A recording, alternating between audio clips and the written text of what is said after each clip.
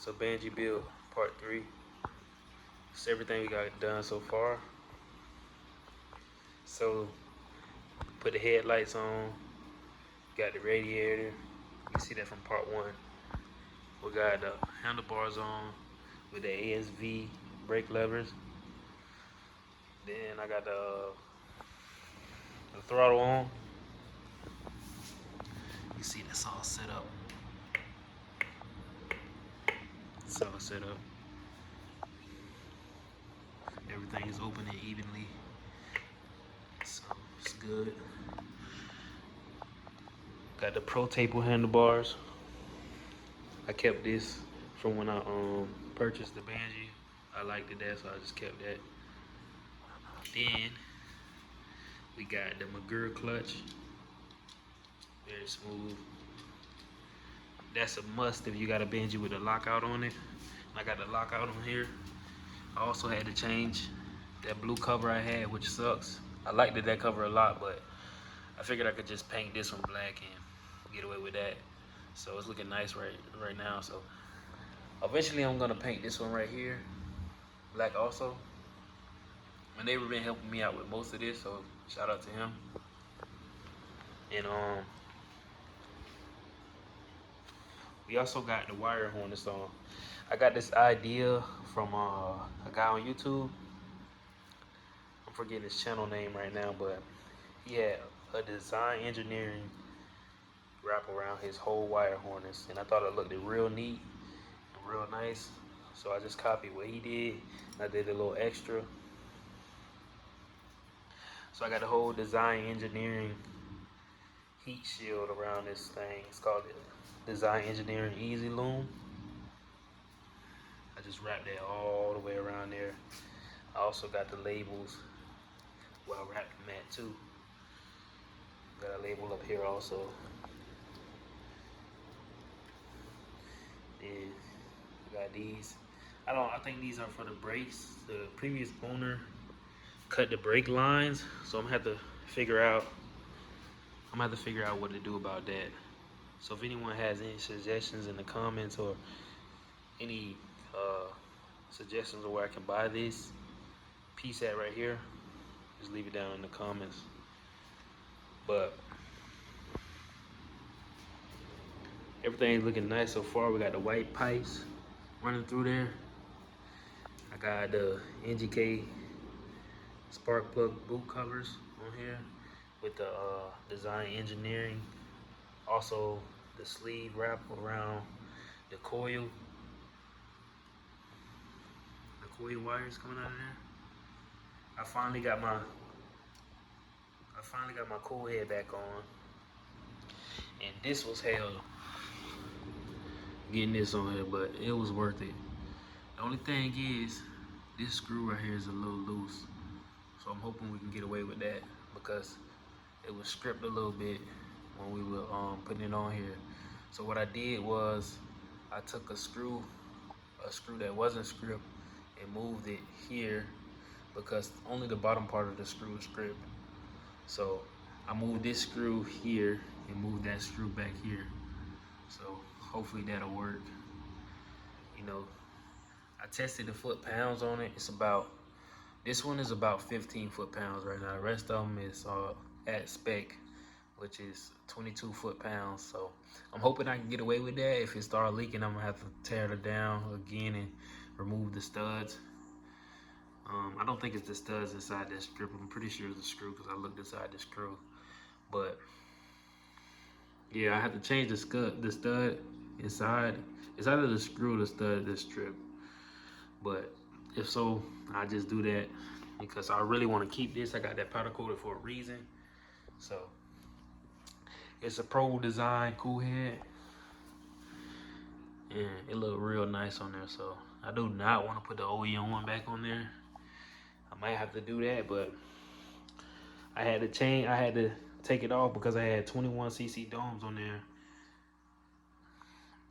If you remember from part 2, I explained that. But I had to take that off, and I had to put the 24cc domes on there. I had 21 on previously, which was too small, and I couldn't even kick the Kickstarter. So now that I got that on there, I'm able to kick it.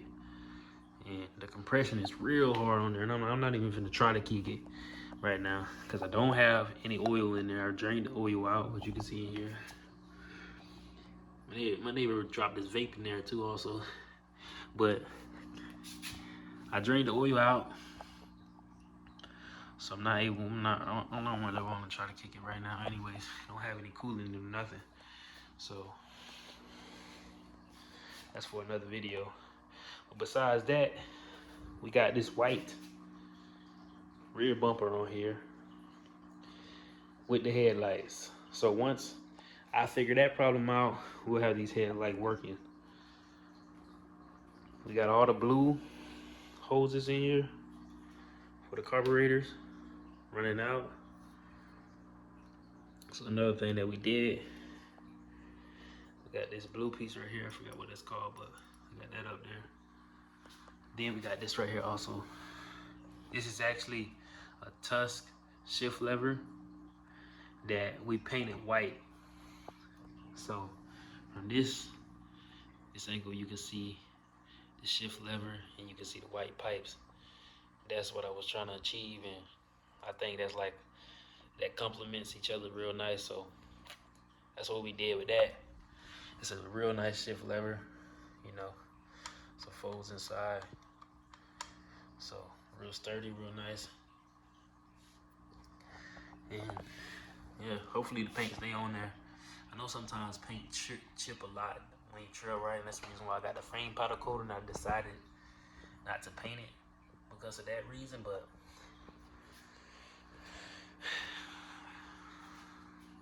we put primer on it, and then we painted it, and then we clear coated it, so it should be all right.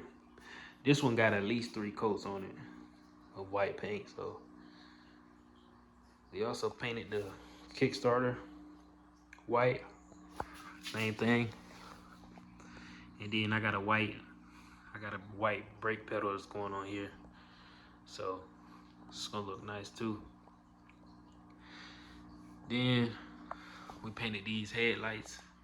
I'm eventually gonna put a cover on here with the eyes, the blue eyes. Everything on the Banshee is expensive, so it will take time to build. If you're looking to do something like this, the Banshee does take time to build, but it's worth it. Also installed this brake reservoir. This the OEM brake reservoir with the blue hose on here. That I just got that from the gas hose. I cut it off the gas hose. Hopefully this works. I don't know anything about brake fluid and this type of hose, but I'm thinking that'll work, but we'll see. Then I got the OEM, I forgot what it's called, but this is OEM, and that was a lot of money also. It was about $100 just for this piece. Nothing else, just for this piece was about $100. But the last owner had Chinese brakes on here, and they also had it like zip tied to the screw holes. And for a Banshee, it needs back brakes.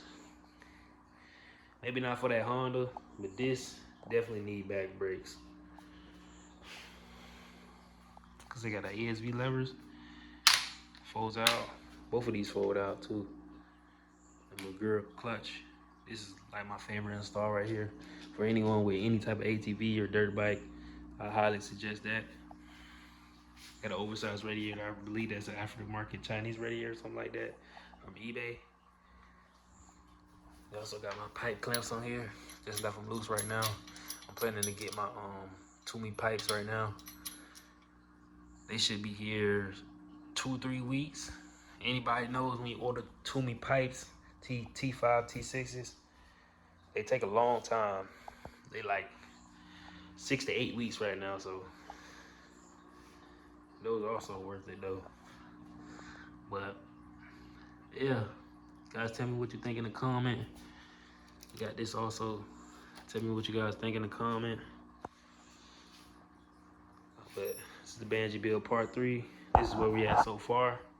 Part 4 is coming soon. Hopefully by part 4 I'm gonna have the Tusk axle is right here. I'm gonna have that Tux axle and then bearing carrier all installed.